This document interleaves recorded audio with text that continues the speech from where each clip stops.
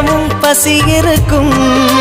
தேடல் என்பது உள்ளவரை வாழ்வில் ருசி இருக்கும். பாடல் போல தேடல் கூட ஒரு சுகமே.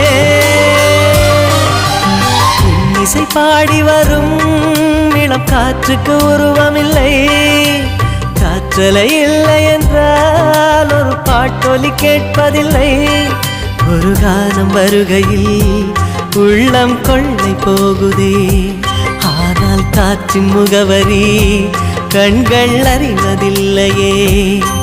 இந்த வாழ்க்கையே ஒரு தேடல் தான். அதை தேடி தேடி தேடும் மனது தொலைகிறதே. இசை பாடி வரும் இளம் காற்றுக்கு உருவமில்லை.